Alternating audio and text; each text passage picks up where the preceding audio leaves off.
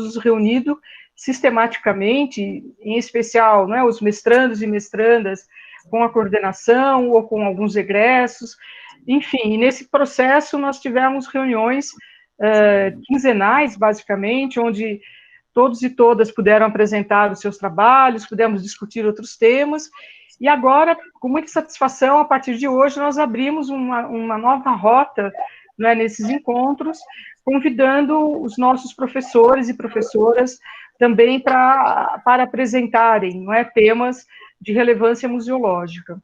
Então, hoje nós teremos a grande oportunidade de ouvir o professor Camilo de Melo Vasconcelos, que já foi, inclusive, coordenador desse programa. Ele é professor, né, no Museu de Arqueologia e Etnologia e integra o nosso programa. Nós sempre pedimos, né, para todos desligarem os microfones. O Camilo vai apresentar e depois, ao final, nós temos dois colegas, né, tanto a Bianca quanto o Léo, que vão nos ajudar nas perguntas. Então, vocês podem ou fazer perguntas aqui diretamente, ou escrevê-las, não é, no chat, e com isso nós vamos, então, ampliando o debate. Nós pedimos também, né, autorização, porque é a nossa intenção gravar esse evento, para depois poder disponibilizá-lo, não é, pelo YouTube. Então, enfim, nós queremos registrar também essa informação. Eu passo, então, a palavra para o Camilo, mas reiterando um agradecimento muito especial para os estudantes, né, para os nossos estudantes, né, do PPG-MUS, que, na verdade, são eles que têm nos ajudado na organização desses encontros, não é? Então, Camilo, professor Camilo, seja bem-vindo, não é? E a palavra é sua, então, tá bem? Obrigado. Bem, obrigado, Cristina, pelo convite. É um prazer estar falando para os nossos alunos, ex-alunos e também comunidade USP, fora da USP, futuros alunos também. Estou vendo a Aldana, espero que seja futura aluna também, que está falando de Buenos Aires.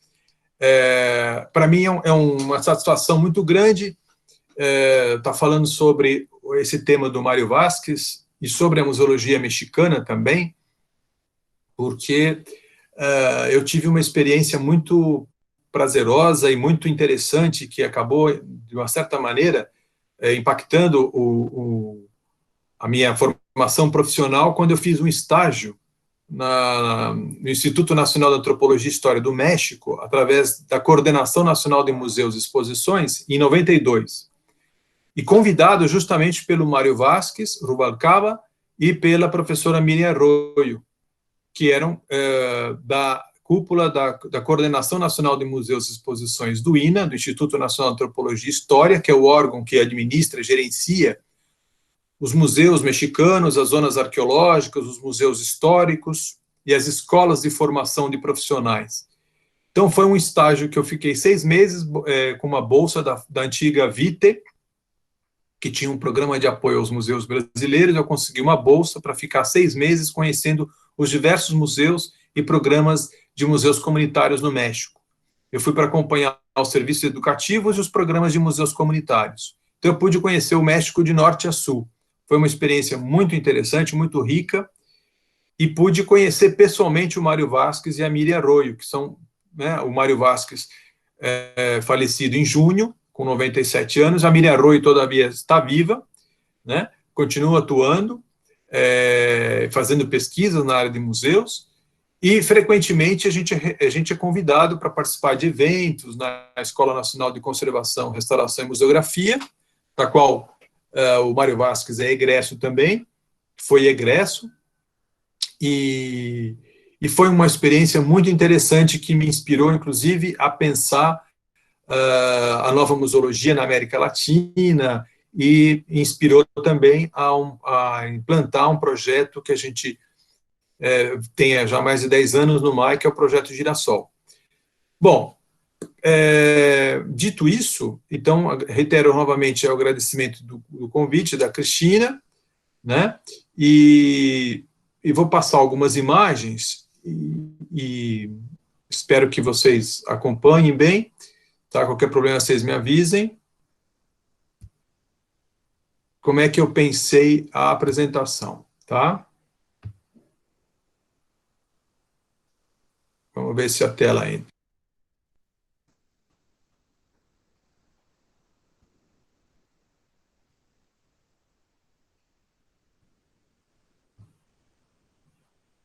Vocês estão vendo a apresentação? Sim, professor. Tá ótimo. Sim.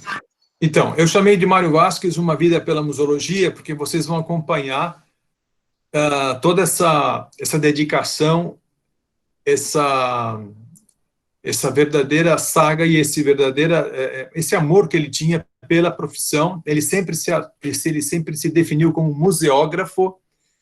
Quando eu falo museógrafo, vocês entendam que no México, o primeiro curso de formação de profissionais de museus era museografia, que era pensado como uma pessoa que concebia e montava exposições. Tá? Então, aqui no Brasil, a gente pensaria em expografia, né? Mas no México sempre teve esse curso. Então, quando você fala em museografia, você pensa especificamente no processo de concepção, montagem das exposições. Tá? E ele sempre se assumia como museógrafo, que era a sua profissão de mais de 40 anos que ele se dedicou. Então, o que eu pensei na estrutura da apresentação? Antes de falar do Mário Vasquez e de um projeto específico, de dois projetos, né? Basicamente, eu vou dar mais ênfase ao projeto do Museu Nacional de Antropologia do México. Para quem conhece o México, para quem já viajou para o México, já visitou alguns museus, sabe o impacto e a força e a presença monumental que tem não apenas os museus da área de antropologia, de história e de artes plásticas em geral, mas também o patrimônio monumental que o México é herdeiro desde a época pré-hispânica, né? Porque a presença da arqueologia e do patrimônio artístico, ele é muito presente na própria cidade. A própria cidade do México vivencia muito isso, né? A cada nova estação do metrô que se constrói no país, são descobertos novos sítios arqueológicos, né? Na própria cidade, inclusive no próprio centro histórico, que vocês sabem que a cidade do México, ela foi toda construída em cima do antigo Império Azteca, ou Mexica, né? E então, quando se constrói estações de metrô, linhas elétricas, de esgoto, enfim, você bate em monumentos, em monolitos, em estruturas piramidais, e elas têm toda uma preocupação muito grande com o resgate, com a pesquisa e com abrir isso para o público em forma de, ou em museus, ou em zonas arqueológicas, museus de sítio para serem visitados pela população. E eu vou dizer um pouquinho por quê. Isso tem a ver muito com o contexto político que o México viveu no começo do século XX. O México inaugura uma grande revolução, antes mesmo que a Revolução Russa. Em 1910, eclode uma grande insurreição no país. Antes, a gente precisa só falar que o México teve uma grande ditadura, uma ditadura que se perdurou de 1876 até 1910, com o Dom Porfírio Dias. O México vivia o século XIX era muito conturbado, uma luta ferrenha entre liberais e conservadores, que é uma constante na América Latina, mas no México ela assumiu áreas de uma rebelião a cada 3, 4 anos. Você não tinha um presidente que conseguisse ficar uma gestão inteira, porque sempre havia revoluções, rebeliões de norte a sul do país, né? Lá, liberais e conservadores não eram farinhas do mesmo saco, como a gente conhece aqui no Brasil, na época do Segundo Império, do Pedro II, mas era efetivamente uma luta bastante ideológica, né? Só para vocês terem uma ideia, o México teve um presidente chamado Benito Juárez, que foi o primeiro presidente indígena que o México teve. Ele era de Oaxaca. Ele implantou uma constituição muito liberal a ponto de confiscar os bens da igreja e instalar bibliotecas em igrejas. Lá o liberalismo ele era, inclusive, antirreligioso, o que é uma característica que diferencia o México de todos os demais países da América Latina. Mas, enfim, o Porfírio Dias assume, em 1886, dá um golpe, fica na presidência até 1910, impõe um sistema bastante duro de repressão aos movimentos camponeses, movimentos operários, que estava no início, claro, mas a repressão maior era ao movimento camponês, inicia um processo de modernização das estruturas, da infraestrutura mexicana, da malha ferroviária, enfim, das comunicações, com uma roupagem muito afrancesada, né? O Porfírio era um grande admirador do Napoleão II, ele inclusive se apresenta nas cerimônias públicas como se fosse um imperador francês. O México também teve, durante 3 anos, um imperador. De 1864 a 1867, antes do Porfírio, o México foi governado pelo Maximiliano de Habsburgo, né? Então, o México sofreu várias intervenções, não apenas da colonização espanhola, mas teve uma intervenção francesa, e várias intervenções norte-americanas na sua história, né? O México perdeu 55% do seu território para os Estados Unidos. Tudo que hoje é Califórnia, Novo México, Arizona, Texas, tudo isso pertencia ao México e foi tomado por invasões norte-americanas, porque era uma região de riqueza, não só em termos de território, mas, enfim, das riquezas que esses territórios possuíam, minério de ferro, petróleo, etc. Então, sempre foi uma relação de amor e ódio, né? O Porfírio Dias tinha uma frase que era: pobre do México, tão longe de Deus e tão perto dos Estados Unidos. Isso marcou toda a sua história durante o século XIX e o começo do século XX. Então, eu resolvi falar um pouquinho sobre esse contexto, muito rapidamente, da Revolução Mexicana, o que isso significou em termos de mudanças das estruturas políticas, econômicas, e culturais e educativas. Então, por isso que o item 2 seria um projeto cultural e educativo para o país.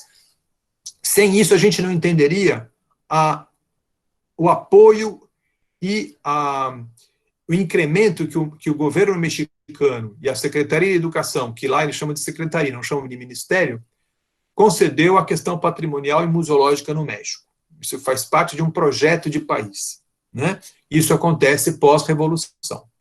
E para depois, na terceira parte da apresentação, entrar no projeto do Mário Vasquez e dando ênfase a esse projeto La Casa del Museu, que é um projeto que a gente sempre ouviu falar, que é um projeto que seria o grande projeto da nova museologia, não só no México, mas na América Latina, que inspirou vários outros projetos, e isso teve um protagonismo extremamente forte da presença e da concepção do Mário Vasquez Rubalcaba, além do Museu Nacional de Antropologia, que ele também fez todo o projeto de exposição, todo o projeto expositivo.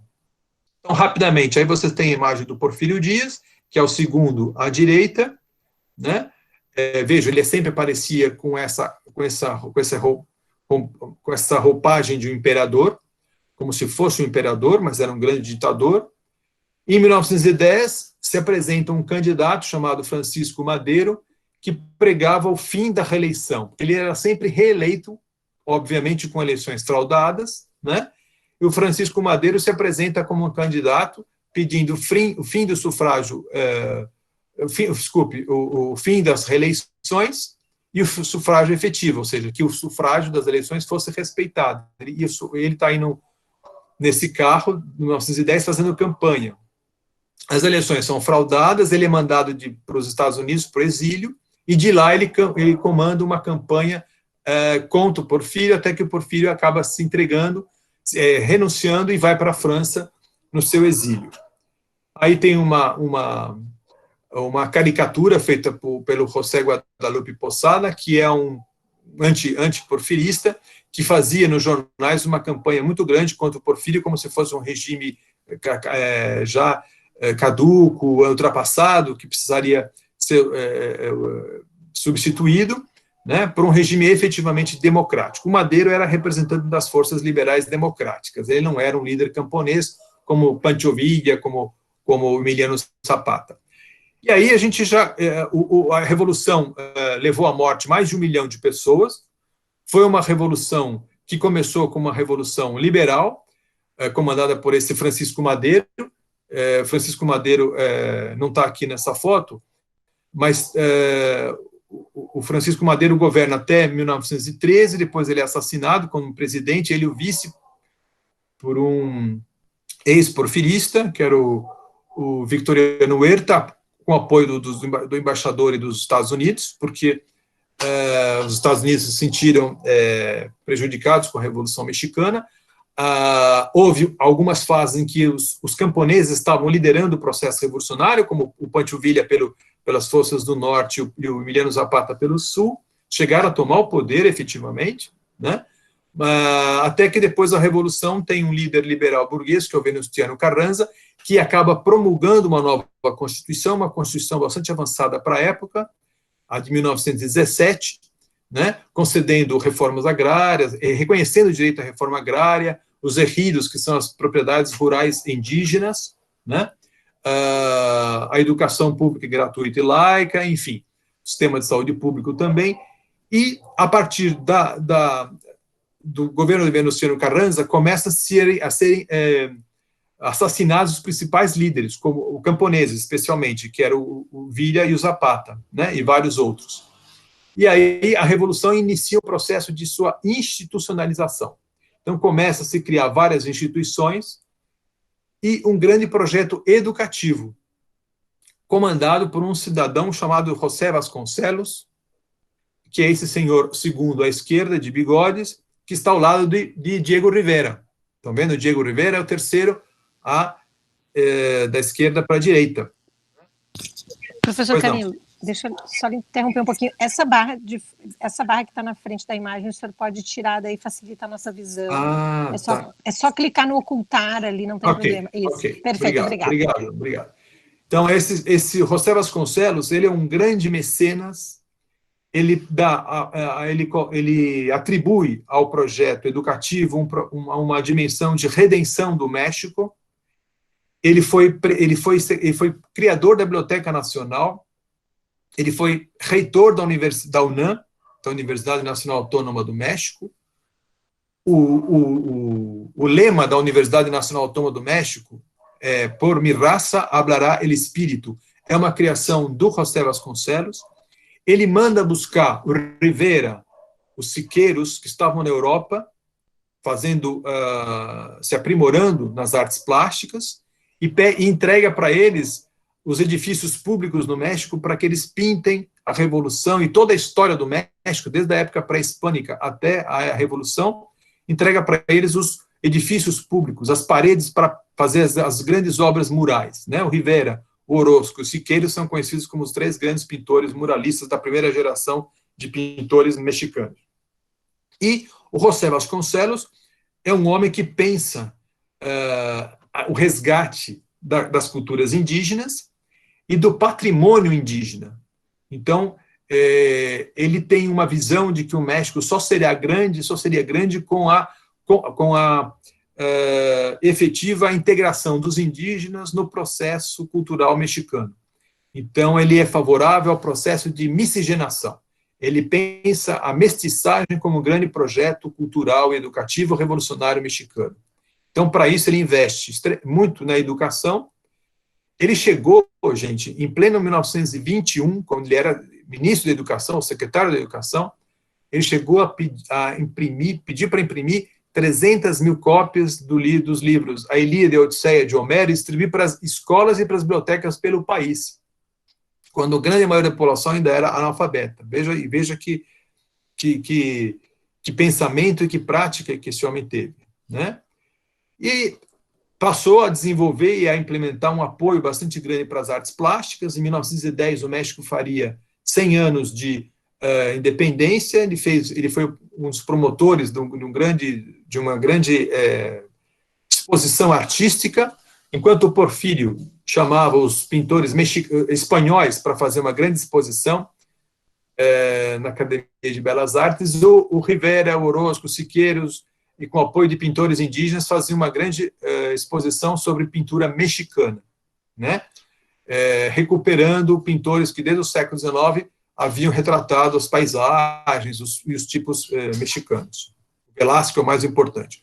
O que eu quero mostrar para vocês agora é que um pouco da força que esse patrimônio arqueológico e histórico tem no México, né? Então, vou mostrar para vocês um pouco, e depois como é que isso se transmuta ou se vai acabar se translocando para o mundo dos museus. Então, essas são algumas zonas arqueológicas que foram escavadas, pesquisadas por projetos que contavam com a presença de arqueólogos mexicanos, arqueólogos norte-americanos e alemães pelo país. Então, aí vocês estão vendo a famosa pirâmide de Chichén Itzá, que está no estado de Quintana Roo. É uma pirâmide maia, né? É aberta para visitação, é uma coisa que é monumental, como todo o patrimônio arqueológico mexicano, é uma referência mundial, enfim, patrimônio da humanidade, uma das 7 maravilhas, enfim. Ela foi, enfim, já descobriram, os maias já tinham descoberto o algarismo zero antes dos árabes, tinham observatórios astronômicos, enfim, aí tem a pirâmide emplumada, e que tem todo um simbolismo trazido até os dias atuais. Enfim, a presença indígena, tanto pré-hispânica como a presença das coleções ou das populações indígenas atuais, tem um peso muito forte, já visto que o México é um país de conformação étnica de 95% de população mestiça, espanhóis e indígenas. É uma formação muito diferente do Brasil, né? O México não tem um grande contingente imigrante e teve uma pequena escravização de africanos, mas muito localizada na costa do Golfo, ali em Veracruz, né? São os afro-mestiços que são chamados, mas que você não tem muita presença, como, por exemplo, no Brasil, né? Então, aí tem o espetáculo Luz e Som, para conhecer essas pirâmides. Enfim, eu estou passando rapidamente esse observatório astronômico. Essa é outra zona arqueológica, chamada Uxmal, que está localizada no estado de Yucatán, perto da capital, que é Mérida. Tudo isso para vocês verem um pouco como é que depois disso, Mário Vázquez vai fazer toda conhecendo todo esse patrimônio arqueológico, ele vai fazer toda essa transmutação para o campo dos museus, especialmente o Museu Nacional da Antropologia. É Palenque, já na fronteira com a Guatemala, também maia. Tá? E aqui estamos na Cidade do México, para aquilo que eu falei no início, como que a presença da arqueologia é algo que é muito forte. Então, por exemplo, isso que vocês estão vendo aqui, essas cenas, elas são de do Templo Maior dos Aztecas, ou dos Mexicas. Ela foi descoberta em 1978, veja isso. Os trabalhadores da área elétrica estavam passando cabeamentos elétricos por essa região, que é um centro histórico todo tombado, e encontraram essa pedra, que é uma pedra chamada Coyolxauhqui.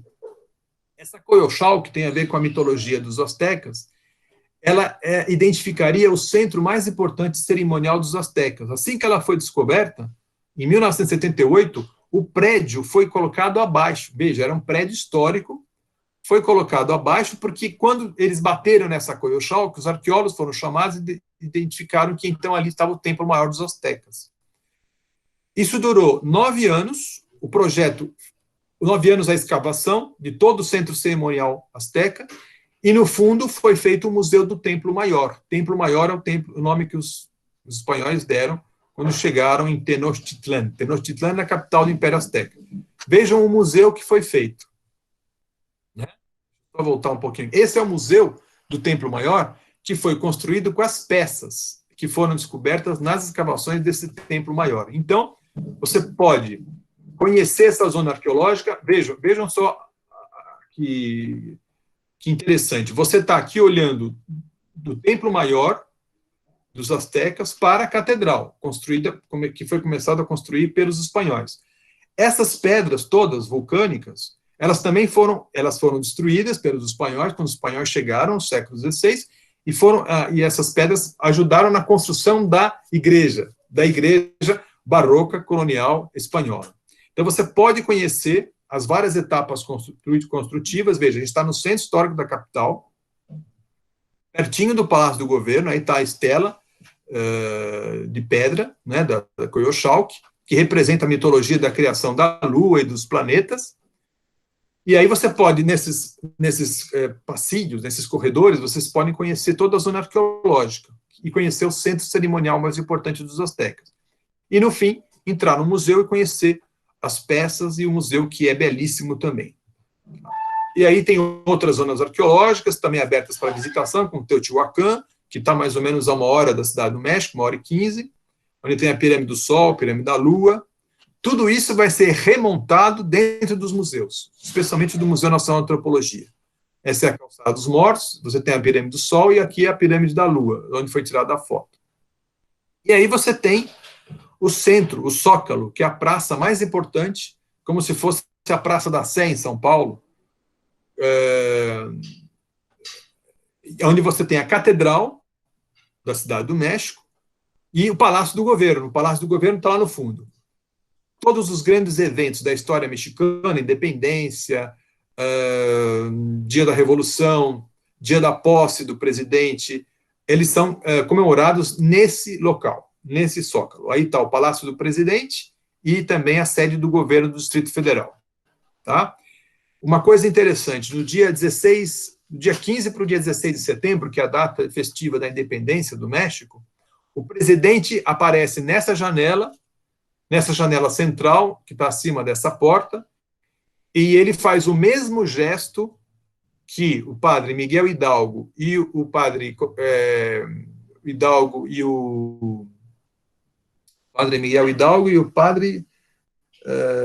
esqueci o Morelos, padre Miguel Hidalgo e Morelos, os dois padres fizeram esse gesto quando leram a Declaração de Independência. Ele faz o mesmo gesto tocando um sino e gritando: Viva o México, viva a independência, e aí também se referencia aos heróis mexicanos, né? O padre Morelos, o padre Miguel Hidalgo, Vicente Guerreiro e todos os demais.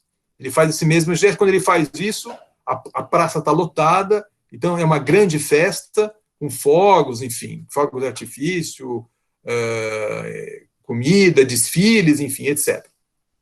E vejam, esse também é uma outra comemoração muito forte no México, que é o Dia da Virgem de Guadalupe. Seria a Santa Divinizada, tem uma história muito interessante. Ela teria aparecido para o indígena no século XVI, que é o Juan Diego, e a imagem dela ficou estampada na própria bata do indígena, desse indígena Juan Diego, e é a imagem que está na vilha. A vilha é onde está a imagem que apareceu, como se fosse o Santuário de Nossa Senhora Aparecida no município de Aparecida do Norte. Tá? É o dia 12 de dezembro. 3 dias antes, já está tudo tomado de romeiros para visitar, para ver a imagem, né? Enfim, é uma festa de muito fervor, né? E claro que também foi uma festa e um mito criado em torno de uma santa mestiça, né? Que é divinizada no México, enfim, e que também está presente, os estandartes em homenagem à Virgem de Guadalupe também estão presentes nos museus. Então é toda uma história que tem uma história muito interessante, de muitas rebeliões, de muitos mitos que são retomados em função do presente, né? Depois de um período revolucionário, todos esses mitos são retomados e estão presentes não só nos museus, mas também nos livros didáticos de história do México. As igrejas todas do México também carregam a bandeira e uma reprodução da Virgem de Guadalupe, as igrejas católicas, né? E você percebe muito essa presença. E os museus são verdadeiros recintos cerimoniais dessa mexicanidade, desse nacionalismo. E aí, a grande obra do Mário Vázquez e do Pedro Ramírez Vázquez, que são... O Pedro Ramírez Vázquez foi o diretor do museu, quando ele foi inaugurado, e o Mário Vázquez foi... Pedro Ramírez Vázquez foi o arquiteto, desculpe. E o Mário Vázquez foi o museógrafo responsável por criar esse museu, que se nós fôssemos colocar em em metros lineares, ele tem 5 quilômetros quadrados de exposições. É um museu nacional, pertence ao Ministério da Educação, à Secretaria de Educação, e essa sede que vocês estão vendo aí, tão portentosa, foi inaugurada em 1964. É um museu dedicado às culturas indígenas pré-hispânicas e das coleções etnográficas dos grupos indígenas existentes no México. Né? E foi uma obra impressionante, é uma saga de construção dessa obra. Antes ele estava situado no centro histórico da cidade do México, onde hoje funciona o Museu das Culturas Internacionais, mas ele funcionava no prédio da Calle de la Moneda, porque era a Casa da Moeda, que depois virou Museu Nacional Mexicano. Foi a primeira instituição fundada no século XIX, que era um museu de história natural, mas cujas coleções arqueológicas e etnográficas tinham uma importância enorme, já na conformação de um projeto de identidade nacional. E esse prédio foi construído em 18 meses. Vejam isso, um prédio dessa magnitude, construído em 18 meses. O Mário Vasquez se refere a ele como uma verdadeira epopeia, como uma verdadeira guerra, porque chegaram para ele, para o Pedro Ramírez Vasquez, e disseram: nós queremos esse prédio inaugurado em 17 de setembro de 1964. Isso foi dito para eles em 1962. Vejam, foi uma loucura a construção desse prédio, desse edifício todo, e aí eu quero que vocês vejam uma das grandes obras do Mário Vasquez. Por exemplo, aí é a pirâmide de Teotihuacan, que eu mostrei para vocês anteriormente. Ela foi reconstruída, né, em gesso, e toda ela montada dentro do museu. Tá? Esse museu tem 23 salas de exposições, sendo 12 exposições de longa duração, sendo 12 dedicadas às culturas pré-hispânicas, né, às coleções arqueológicas, cada uma dedicada a uma cultura, então Olmeca, Tolteca, Golfo, mexicas, maias, etc. E, na parte superior, as culturas etnográficas. Né? As culturas etnográficas, toda a exposição etnográfica foi montada com a participação dos grupos indígenas. E isso também causou sérios problemas, porque, para falar das várias culturas dos outros estados mexicanos, eles tiveram que trazer esses objetos para a cidade do México. Isso causou em alguns grupos, causou uma certo desconforto, e alguns grupos se negavam a entregar os objetos das zonas arqueológicas onde elas estavam. Porque o centralismo do governo mexicano é de tal forma, por exemplo, para você ter uma ideia, Otávio Paz, naquele livro Labirinto da Solidão, ele diz que os presidentes mexicanos agem como se fossem imperadores mexicas, imperadores astecas. Eles dão as ordens, e claro, nós não podemos esquecer que nós tivemos o mesmo partido no poder durante 70 anos, que é o Partido Revolucionário Institucional, só vai perder as eleições em 2000, e perde as eleições por um candidato de direita católica, que era o PAN, Partido de Ação Nacional. Só agora, em 2018, que o México tem um presidente de centro-esquerda, que é o Andrés Manuel López Obrador, que veio do PRI também, ele rompe com o PRI, vai para o PRD, que é o Partido da Revolução Democrática, que também é um racha do PRI, e cria o Morena, que é o Movimento de Renovação Nacional. E ele é um senhor de centro-esquerda. E o Otávio Paz se referia aos presidentes mexicanos como se fossem imperadores. Né? Aí você tem a sala mexica, a sala asteca. Quando eu falo mexica, é asteca. Tá? É a mesma coisa. A Pedra do Sol, né, o calendário asteca. Uma pirâmide maia reconstruída nos parques, nos arredores do museu. Então, um museu que está num bosque de Chapultepec, o Museu Nacional de Antropologia. Ele tem um diálogo muito grande com o parque do entorno, onde ele também constrói edifícios dialogando com o próprio museu.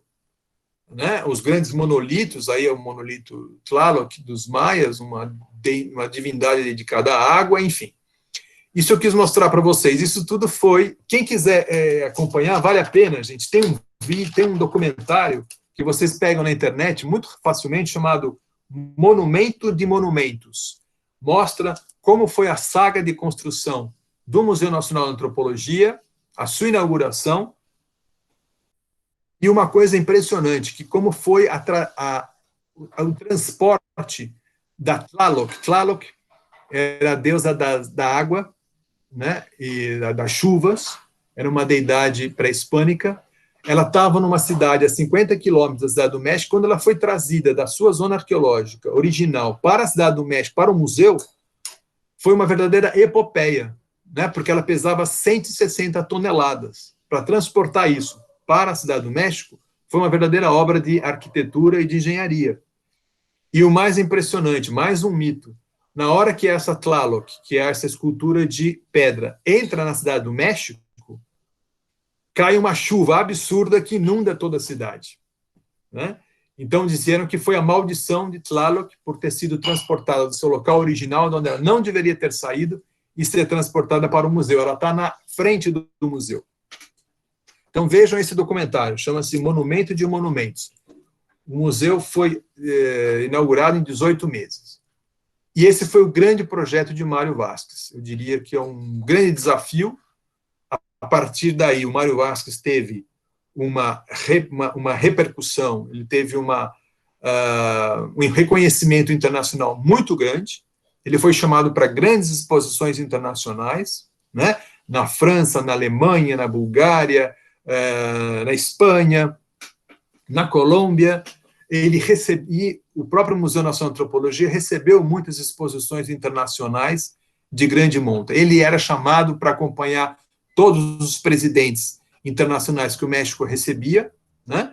Então tem fotos dele com John Kennedy, com Eisenhower, com o Lyndon Johnson, com Nixon, enfim, com todos, com o Giscard d'Estaing, com o François Mitterrand, assim, enfim, ele era o carro-chefe da antropologia e da museografia no México, né? Então, o que a gente pode falar sobre o Mário Vasquez, sobre a figura do Mário Vasquez, né? Aí está uma foto dele, isso foi no ano de 2010, quando ele recebe uma homenagem, das várias que ele recebeu, pelo Instituto Nacional de Antropologia e História, o INAH, o poderoso INAH. O INAH, ele é o responsável pela gestão de todas as zonas arqueológicas, museus do México, e o INBA também, Instituto Nacional de Belas Artes. Esses dois institutos, essas duas organizações são criadas no período de institucionalização da Revolução Mexicana, são criados pelo presidente Lázaro Cárdenas, que é considerado um dos presidentes mais nacionalistas que o México já teve. Foi ele que nacionalizou o petróleo, inclusive a distribuição do petróleo. No México você não tem AESO, Shell, Texaco, você tem o Pemex, que é Petróleos Mexicanos. Eles foram bastante ousados nessa política nacionalista, né? Por isso os grandes conflitos que sempre tiveram com os Estados Unidos. E o Mário Vasquez sempre foi, ele se forma, ele cresce, e ele vai fazer o ensino médio e a universidade na época do governo do Lázaro Cárdenas. E ele se identifica muito com Lázaro Cárdenas, né, que inclusive cria o Museu Nacional de História, que foi que eu trabalhei no meu doutorado, na Sala da Revolução Mexicana, que eu defendi em 2003 e publiquei, no Departamento de História, sob orientação da professora Maria Lígia Prado. E o Mário Vasquez, como ele foi, inclusive depois, diretor do Museu Nacional de Antropologia, e ele tem uma carreira bastante promissora. Ele teve essa homenagem no ano de 2000, pelo Instituto Nacional de Antropologia e História. Tá? Aí, novamente, o Museu Nacional de Antropologia, a entrada dele, a Tlaloc, que está mais aqui à esquerda, não dá para ver. Mas o Mário Vasquez, isso é o interior do Museu Nacional de Antropologia, depois que você... É uma foto que a gente tirou da Sala Maia. Os setores arqueológicos estão na parte inferior e os setores etnográficos na parte superior. Ele é absolutamente luxuoso, todo de granito, tem elevadores, tem uma sala de recepção para os visitantes que é impressionante, um restaurante imenso, uma livraria incrível, uma loja impressionante, enfim, tudo é impressionante, né? Ele tem um guarda-chuva que fica nessa parte central que vocês estão vendo, que é um paráguas que não para de sair água o tempo inteiro. Tem todo um simbolismo, né, da construção desse edifício, é como se fosse um centro cerimonial. E, para quem se interessar por o Museu Nacional de Antropologia, tem um artigo muito interessante do Canclini, do Néstor Garcia Canclini, naquele livro Culturas Híbridas, onde ele faz uma crítica muito interessante a essa concepção tão monumental do Museu Nacional de Antropologia. Ele critica muito a forma da concepção dessa exposição, porque elas tiveram...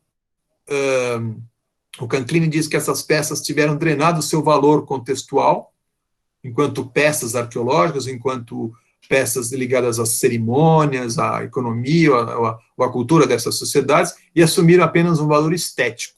Então, ele chama de estetização espiritualista do patrimônio mexicano. Tem vários artigos que criticam essa visão monumentalista, né? O Piano fala, por exemplo, que é dedicado apenas às culturas indígenas, mas esquecem que o México também teve uma contribuição dos imigrantes, e não fala da chegada dos espanhóis, porque a parte da história está no outro museu, que é o Museu Nacional de História, que eu trabalhei no meu doutorado, que também está no Bosque de Chapultepec. O Bosque de Chapultepec, ele reúne vários museus, o Museu Nacional de Antropologia, de História e de Arte Moderna, e vários outros, que é uma área muito visitada, é como se fosse um grande parque do Ibirapuera, ele é maior que o Parque do Ibirapuera, e é uma grande área de lazer muito importante para os mexicanos, e é muito visitada por turistas também. E nos domingos tudo é gratuito, ninguém paga as entradas, então ele é muito visitado, inclusive expressamente por mexicanos, né, por populações indígenas, populações mestiças, enfim, escolares, você tem uma visitação absurda durante toda a semana. Bom, o Mário Vasques, voltando ao Mário Vasques, aí tem uma foto dele, no seu projeto de vida, que foi eu considero que foi mais importante do que o que eu vou falar, que é o La Casa del Museu, que é o Museu Nacional de Antropologia. E aí, um dado importante. O Mário Vasques, ele começou fazendo um curso de Direito. Eu acho importante falar dessa formação, porque isso vai influenciar muito a atuação dele como museógrafo. Ele começou a fazer Direito numa universidade chamada Universidade Obreira, né, Universidade Operária. Então, vocês já vão vendo um pouco a concepção ideológica do Mário Vasques, né? É um defensor da Revolução, das conquistas da Revolução, no campo educativo, no campo cultural, um defensor dos movimentos indigenistas no México, e ele não terminou o curso de Direito, e aí ele teve uma passagem pela dança. Ele resolveu fazer dança com um professor japonês chamado Seki Sano, que era um especialista em arte dramática, em dança e arte dramática marxista, né?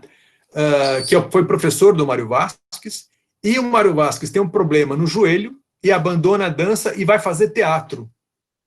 Então, ele também tem uma passagem pela arte dramática. E por que eu estou dando ênfase a isso? Porque o Mário Vasques fala em várias das suas entrevistas que tanto a sua passagem pela dança como pela arte dramática, pelo teatro, influenciou muito a visão que ele tinha sobre o que era fazer uma exposição.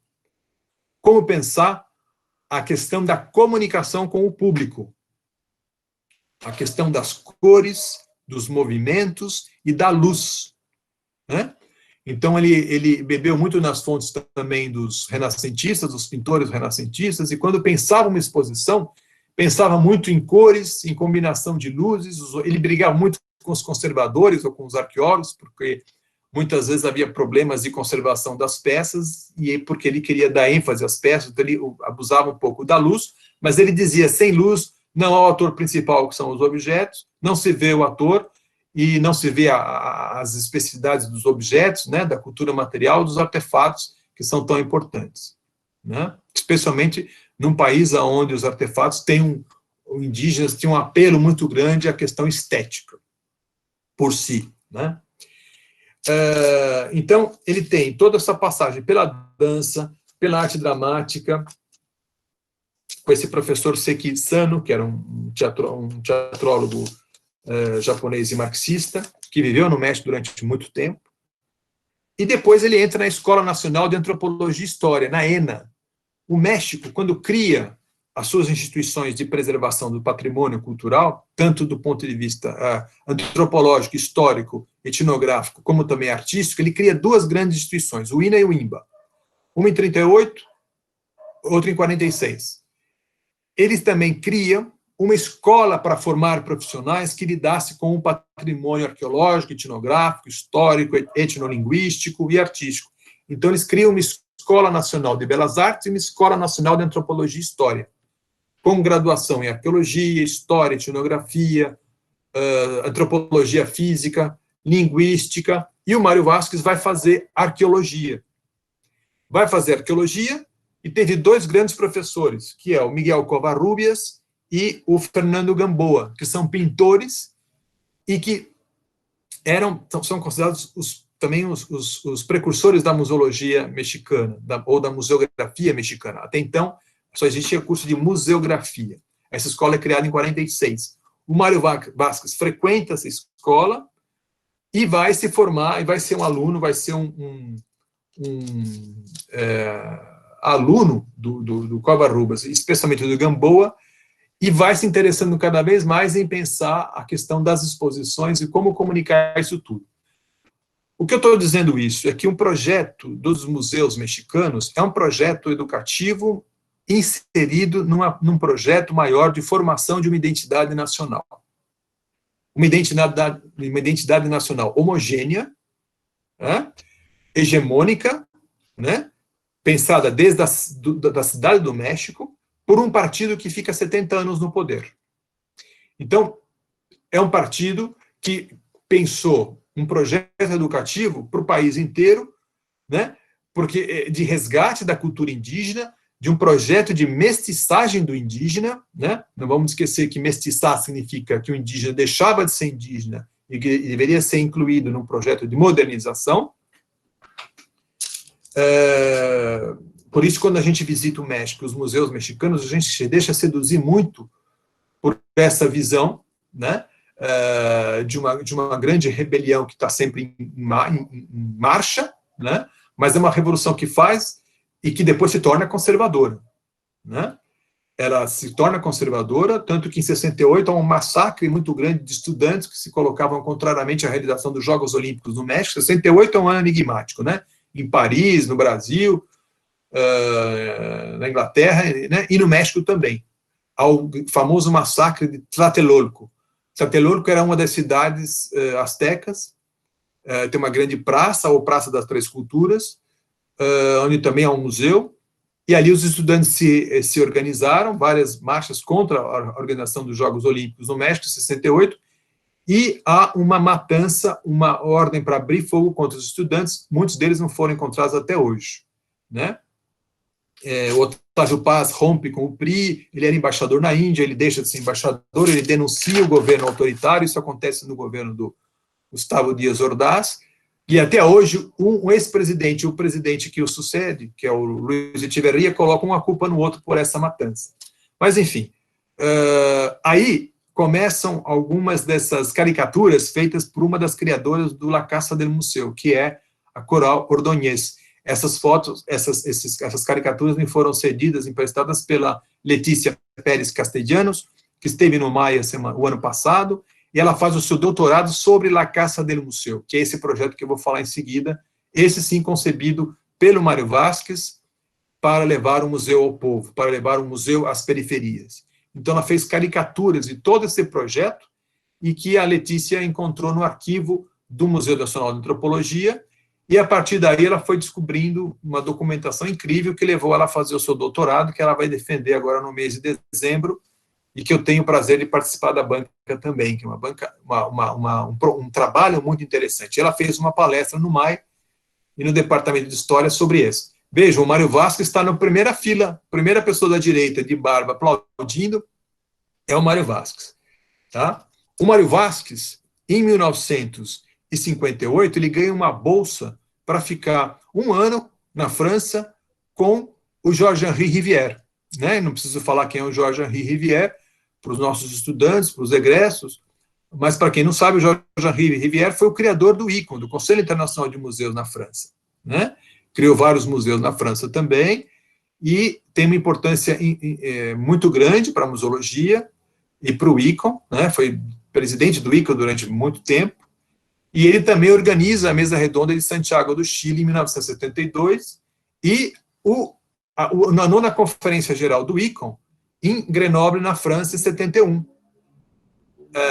onde o Mário Vasquez está presente, e depois o Mário Vasquez o leva, em 72, um ano depois, para a criação, desculpe, em 46, né, o ICOM é constituído em 45, 46, em 47, o Mário Vasquez consegue levar o Jorge-Henri Rivière para a Cidade do México para criar o Comitê Mexicano do ICOM.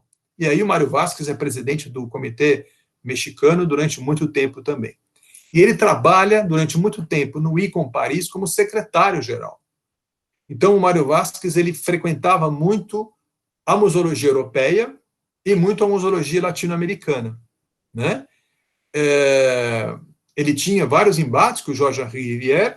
Esse que vocês estão vendo nessa caricatura é a Coral Ordonez, que quem fez a caricatura, ela está mostrando o debate que teve em 1972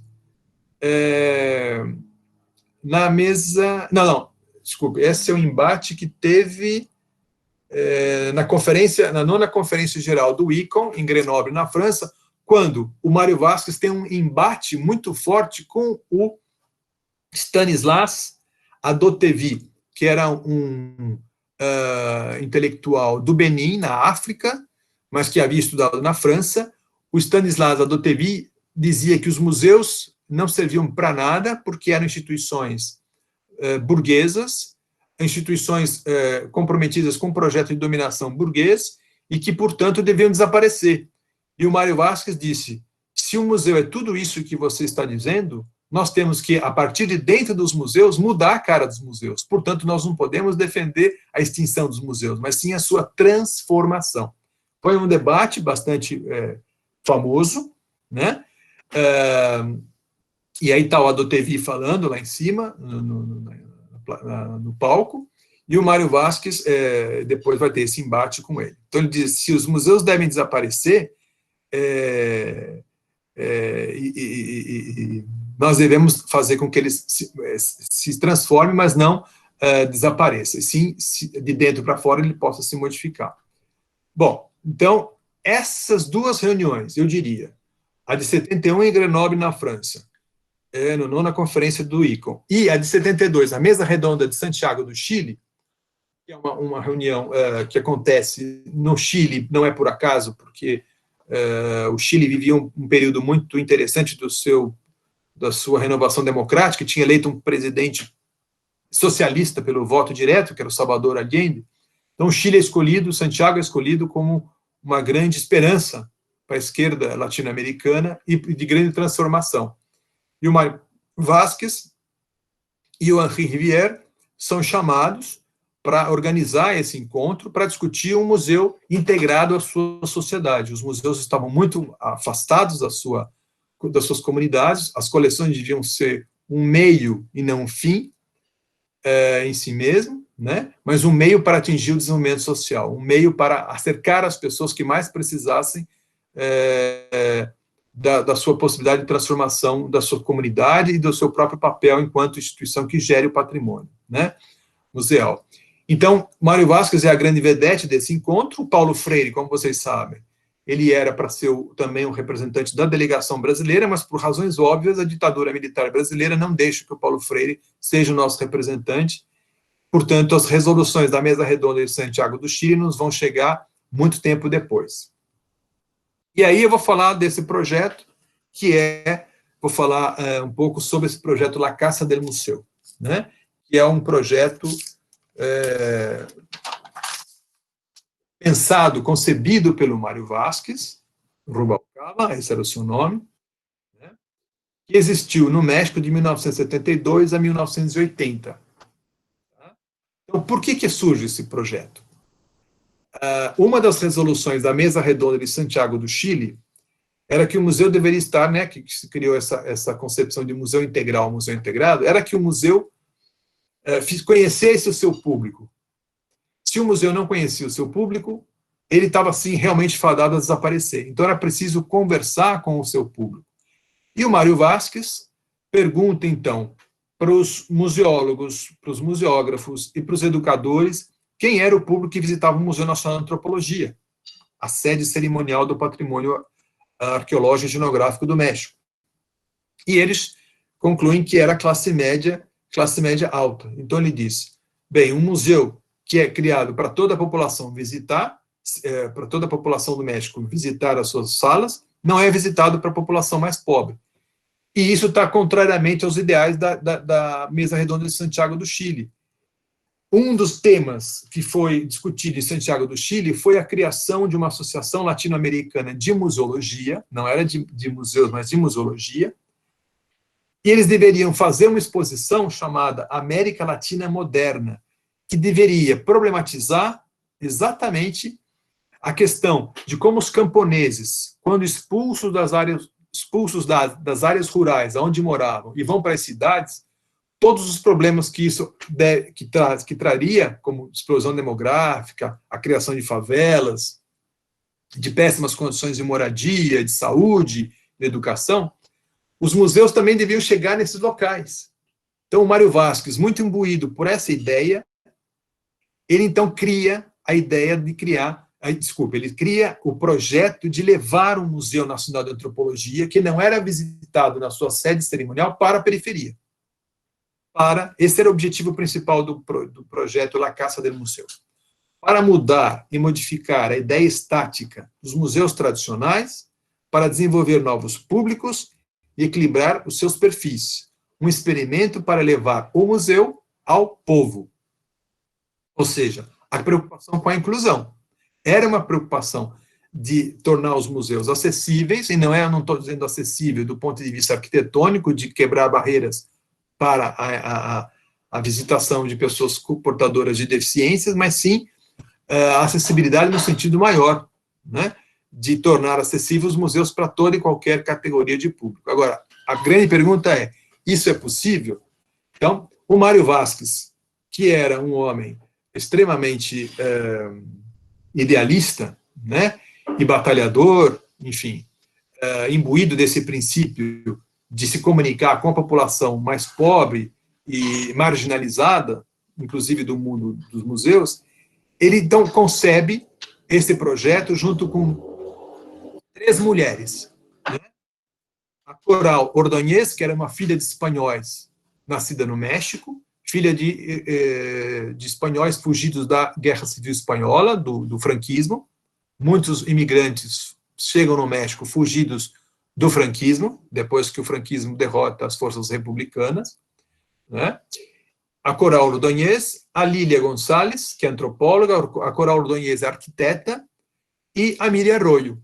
A Miriam Arroyo, que esteve em São Paulo em 92, falando sobre os museus comunitários mexicanos, que depois eu vou terminar falando sobre esse legado da La Casa del Museu. Nós sempre estudamos ou ouvimos falar sobre La Casa del Museu, o grande projeto da nova museologia no México e na América Latina, como uma grande fonte inspiradora, levar o museu ao povo pobre. Se vocês assistiram aquele filme mexicano que concorreu ao Oscar e ganhou o melhor filme, chamado Roma, ele mostra, nos anos 70, o que era a periferia da cidade do México, o que era o êxodo rural dos camponeses chegando na cidade do México. Eram bairros que não tinham absolutamente nada em termos de infraestrutura, de esgoto, de água, de luz, de vias de comunicação. A cidade do México tem uma explosão demográfica muito grande a partir da década de 60 e 70. É a segunda maior cidade do mundo. São 22 milhões de pessoas.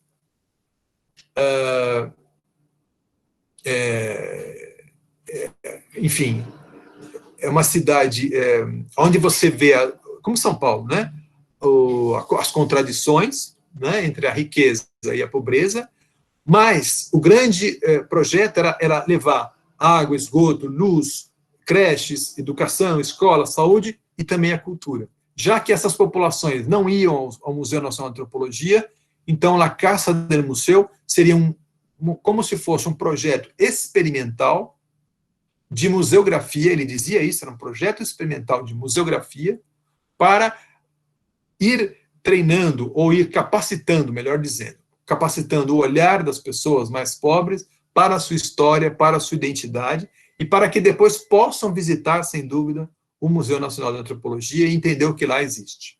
Tá? Então, eles fizeram várias exposições em 2 bairros, especialmente o bairro chamado Observatório, que hoje é um bairro absolutamente ocupado, né? Tem metrô, ônibus, linhas, enfim, centros culturais, e o bairro de El Pedregal de Santo Domingo de los Reyes. Ele levou essas estruturas que vocês estão vendo aí, tá? Essas estruturas, essa é Coral Ordonez, que é uma das as pessoas que concebem esse projeto, com um garoto indígena que mora nessa periferia. Então, populações indígenas que migraram muito para a cidade do México, foram expulsas da sua área de moradia original, né? E eles fizeram várias exposições sobre culturas pré-hispânicas, exposições sobre gastronomia, inclusive ensinando as mulheres a cozinhar fazendo suas próprias hortas, fazendo a sua comida como os indígenas pré-hispânicos faziam, com poucos recursos. Vocês sabem que o milho, o feijão, o tomate, o chocolate, o cacau, né? Vários desses produtos, desses alimentos foram domesticados pelos indígenas da Mesoamérica, do México, né? Então, milho, feijão, até hoje fazem parte da alimentação básica do mexicano. E o chile, a pimenta, né? Nenhum prato mexicano deixa de levar o chile, né? Então, milho, feijão, a pimenta, o tomate, o cacau, né? Tudo isso foram alimentos que promoveram uma revolução nos hábitos alimentares da Europa, né? Porque isso tudo foi levado para a Europa e houve uma grande transformação dos hábitos alimentares dos europeus por conta desses alimentos, né? Bom, isso em toda a América, mas eu estou dando um exemplo apenas do México. Bom, fizeram exposições sobre a própria história das comunidades, aí são aspectos do interior daquela casa do museu. Vejam como que as crianças entravam, né? Estão jogando bola, entravam para conhecer, porque também havia uma proximidade com as escolas que começam a serem construídas na região. Sempre se construi uma escola ao lado de uma biblioteca. Vejam, é um projeto de José Vasconcelos da década de 20 ainda no México, muito forte.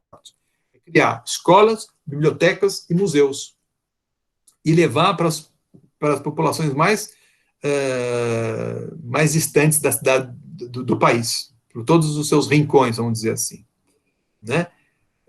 Veja, o que tem ali, deixa eu só voltar, o que vocês têm aqui no cantinho é o Altar dos Mortos, né? O Altar dos Mortos também está presente na Cidade do México, dentro dos museus. O Altar dos Mortos é aquilo que você faz todo mês de outubro, novembro, né? Por exemplo, nós estamos nesse período que antecede o Dia dos Mortos. Você monta, em cada uma das casas, você monta um altar das pessoas que já faleceram da sua família. Você coloca as fotos das pessoas que já morreram e coloca os alimentos e as bebidas que essas pessoas apreciavam. Coloca nas suas casas uma flor muito bonita que tem um tom salmão. E, segundo o que eles acreditam, que é um pensamento que vem desde a época pré-hispânica, que tem a ver também com a influência árabe na Península Ibérica, que chega no México, nesse dia as pessoas voltam para visitar os seus familiares, então por isso que você coloca tudo o que ela gostava. Além das fotos, você coloca os alimentos. Tem um desenho muito bonito que fala sobre isso, que é Viva a Vida é uma Festa. É muito bonito ver esse desenho, mesmo sendo feito por norte-americanos, da Pixar, fala de uma forma muito bonita e poética do que é o Dia dos Mortos para os mexicanos, que é uma festa muito, muito, muito presente. É uma festa, tá? Não é uma coisa triste como é no Brasil. É uma grande festa, os cemitérios se enfeitam, as pessoas levam os mariachis para tocar e cantar as músicas que os mortos gostavam, e depois à noite tem uma grande festa. As crianças saem fantasiadas, enfim, pedindo dinheiro e etc. Mas, enfim, isso também está presente nos museus. Aí está a Coral Ordonez montando alguma das exposições, com a participação da população, local. Vejam que são bairros bem pobres, bem simples, né? E há sempre um diálogo entre a exposição de um tema mais acadêmico com um diálogo mais de ensinar hábitos de higiene, de saúde, para evitar doenças e enfermidades. O Kinnar, John Kinnar, dos museus do Neighborhood Museums, dos museus de vizinhança dos Estados Unidos, quando conheceu La Casa del Museu, ficou impressionado com esse projeto também. Outro aspecto, quer dizer, também era feita uma pesquisa na casa das pessoas para saber que tema e quais eram as principais demandas. E aí está uma reunião que onde estão presentes o Mário Vasques, aí à esquerda, de barba, a Coral Ordonez, pensando como montar esses quiosques dessa La Casa del Museu, que pudesse ter uma mudança, que ele pudesse se movimentar de uma forma ágil e receber as exposições. O Mário Vasques, em várias das suas entrevistas, ele disse que esse não foi o seu mais importante projeto, porque depois ele se torna... O Mário Vasques, ele foi, todos esses caras que eu já falei para vocês, ele foi museógrafo a vida inteira, mas ele também foi diretor do Museu Nacional de Antropologia. Ele foi diretor do Museu Nacional de Antropologia entre 1980 e 1984. E de 72 a 79, ele era vice-diretor. Então, durante o período que ele foi vice-diretor do Museu Nacional de Antropologia, o primeiro ano como diretor, ele se dedicou também à La Casa del Museu. Mas aí houve uma mudança do sessênio, né? Sessênio é porque o México tem um período presidencial a cada 6 anos ocorrem as eleições presidenciais, e muda-se o presidente e muda-se toda a política.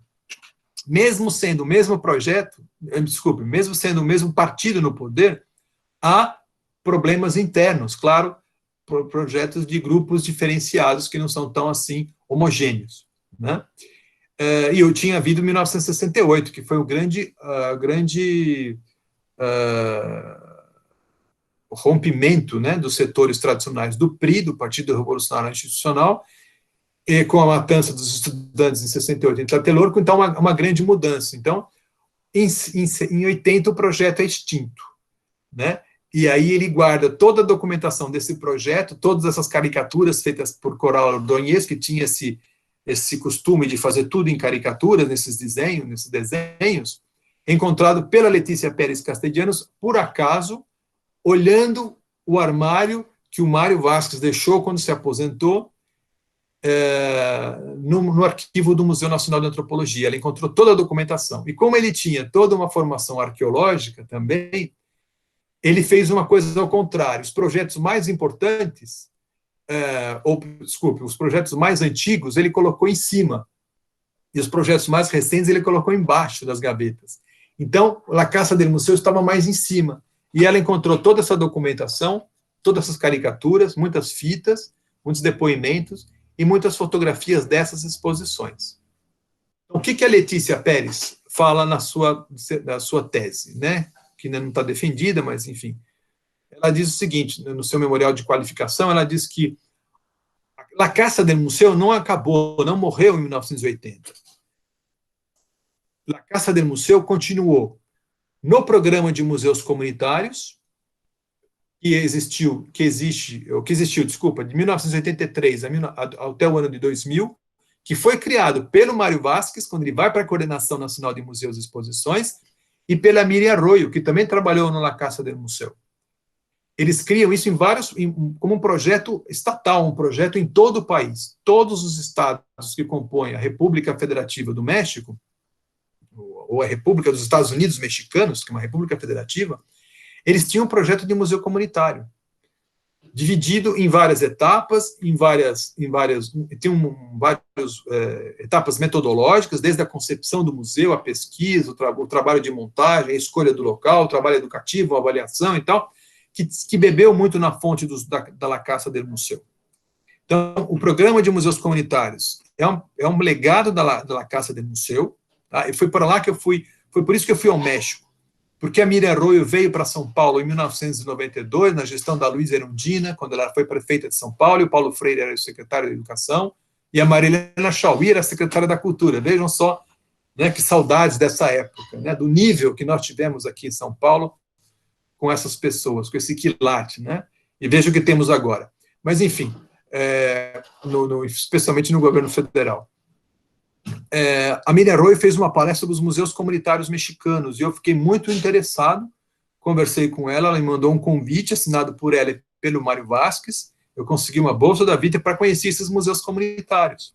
Então, eu conheci o México de norte a sul pelos seus museus, que foi um processo muito interessante, né, de conhecer a história do país, desde o período pré-hispânico até a atualidade, por meio dos museus, tanto os museus comunitários, como os museus locais, os museus de sítio e os museus nacionais, né? Outro programa que a Letícia Pérez fez um trabalho de etnografia muito interessante, que ela vai visitar aonde funcionou o La Casa del Museu nos bairros hoje. O que tem no lugar? Então, por exemplo, no bairro do Observatório tem um centro cultural. E ela considera que esse centro cultural também bebeu na fonte do La Casa del Museu. Algumas pessoas ainda se lembram disso. Algumas pessoas, mas as pessoas de mais idade, claro, se lembram da edificação desse projeto, algumas até participaram, outras disseram, meus filhos participaram porque eram estudantes, né? Visitavam esses espaços, né?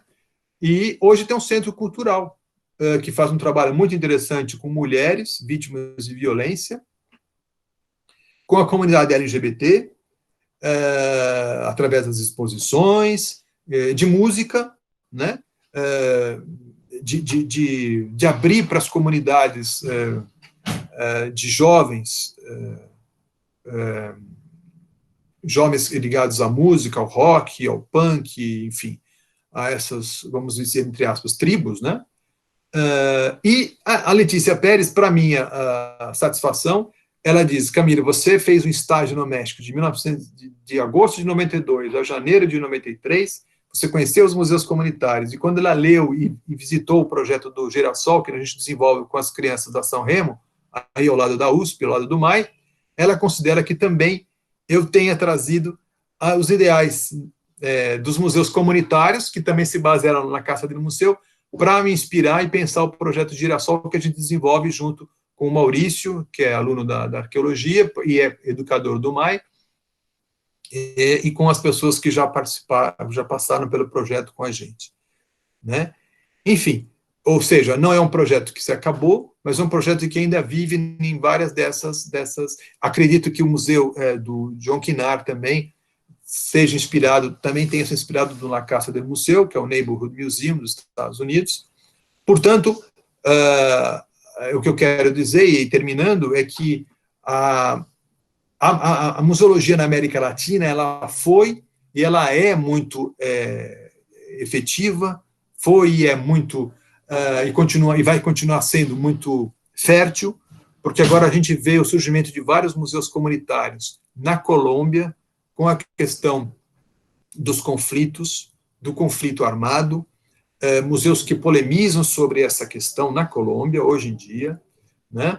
Há surgimento de novos cursos de museologia na Colômbia, né? O México já existia desde a década de 40, era museografia, mas depois se torna museologia. A Letícia foi até coordenadora do curso. Na Argentina, agora acaba de ser criado um em Rosário. Acaba de ser criado no Equador o curso de mestrado em museologia, começou como de especialização, né? Enfim, parece que há no Chile também. Há um movimento muito fértil, porque tem a ver com a história, nossa história é muito efervescente, né? Existe um debate muito grande sobre a museologia decolonial, que chegou também para nós, está chegando para nós muito recentemente, né? E os museus não deixam de também integrar essa pauta, de pensar essa pauta e de buscar caminhos para a transformação. Então, eu queria terminar com uma frase do Mário Vasques, que ele sempre falou que, mesmo sendo gestor, ele nunca deixou de ser museógrafo. Então, ele fez essa frase que eu achei interessante, que resgata um pouco toda a formação dele, né? Que a museografia não é uma arte perene, não é como a pintura, ou como a escultura, ela é como a música, ou como a atuação, o teatro. Agora ela está, e amanhã ela já não está. Eu queria agradecer, então, a Letícia, que me emprestou alguma dessas fotos da sua pesquisa sobre La Casa del Museu, a Cristina, por me dar a oportunidade de falar sobre esse projeto, aos alunos, os ex-alunos e os demais amigos que vieram para essa mesa de hoje. E é também uma forma de prestar mais uma homenagem ao Mário Vasques, que também está presente entre a gente de uma forma muito agregadora. Então, obrigado a todos vocês. Camilo, muitíssimo obrigada mesmo. Você atingiu e superou todas as minhas expectativas. Eu acho fundamental a sua abordagem de inserir, né, a ação museológica num contexto histórico-cultural amplo. Eu acho que isso estimula, não é, e de alguma maneira desafia também os nossos e nossas, né, mestrandos e mestrandas e outros tantos estudantes a pensar e repensar em seus projetos. Eu acho que nós podemos abrir imediatamente para algumas perguntas, não é? E eu já deixo aqui uma proposta, caso a gente não consiga exaurir toda a discussão, com certeza podemos marcar, né, um próximo encontro para continuar conversando sobre essas perspectivas, né, de uma museologia latino-americana, e especialmente do México, não é? Então, como eu falei inicialmente, a Bianca, não é, e o Leonardo vão nos ajudar aí nas perguntas. Então, enfim, o debate está aberto. Mas muito obrigada, Camilo. Eu que agradeço a atenção de vocês e o convite, Cristina.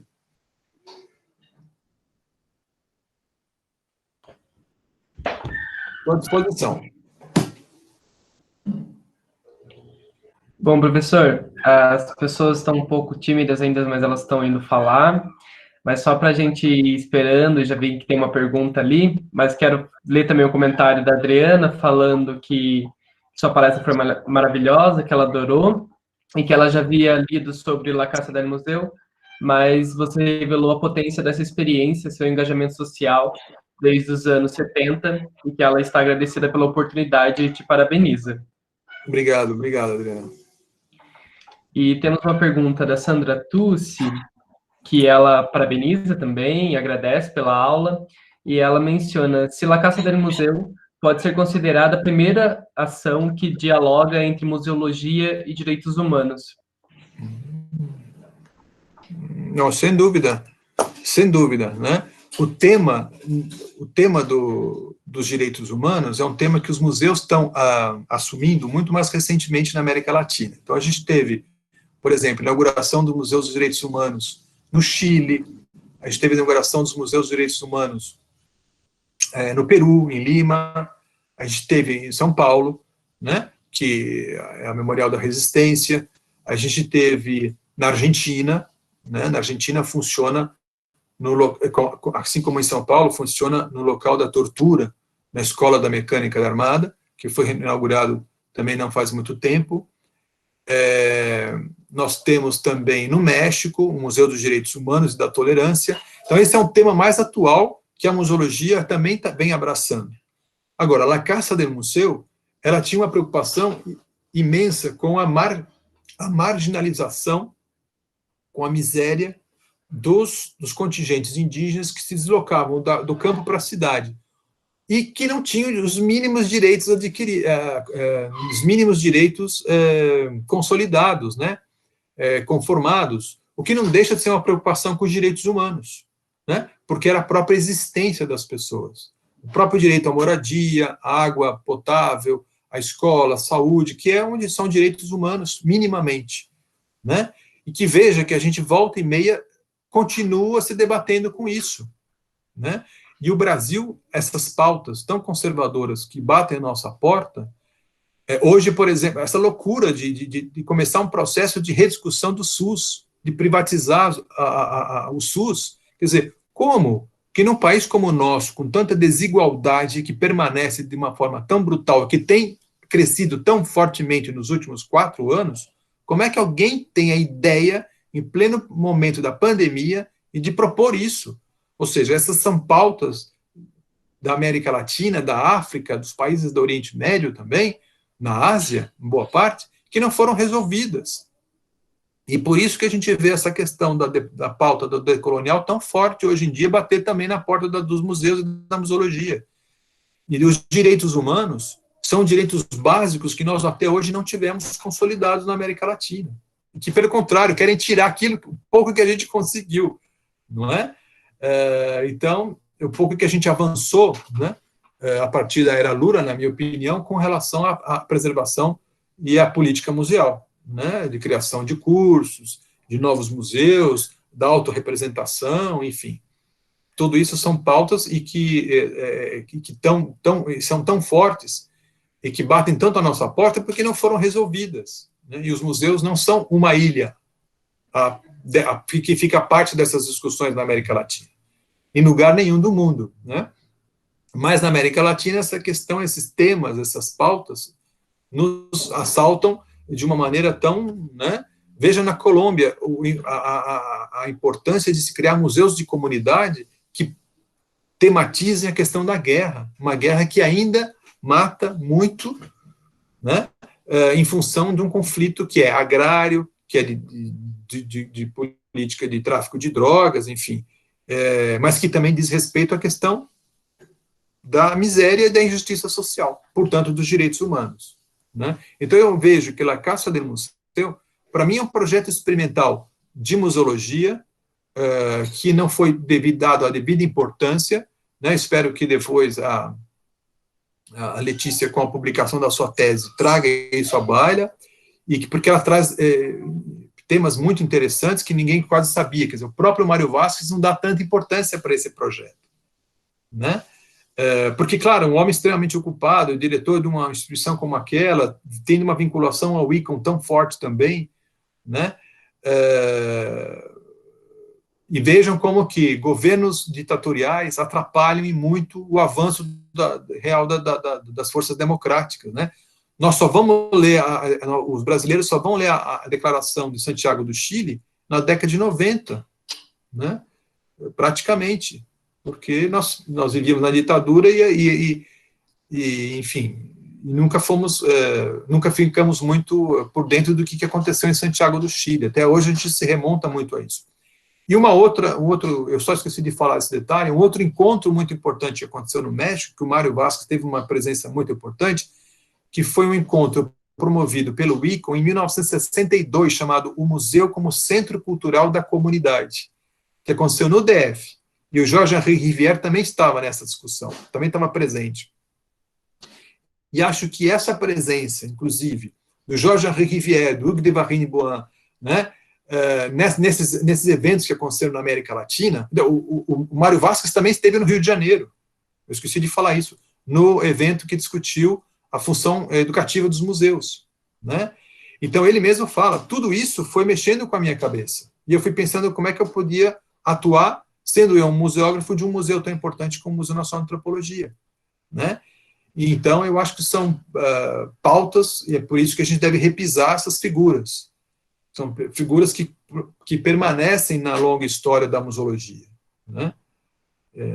E acho que são pautas que vêm até hoje, sem dúvida nenhuma. A gente tem que reputar essas pessoas, né, para esses projetos que nós estamos envolvidos. Ver isso como um processo.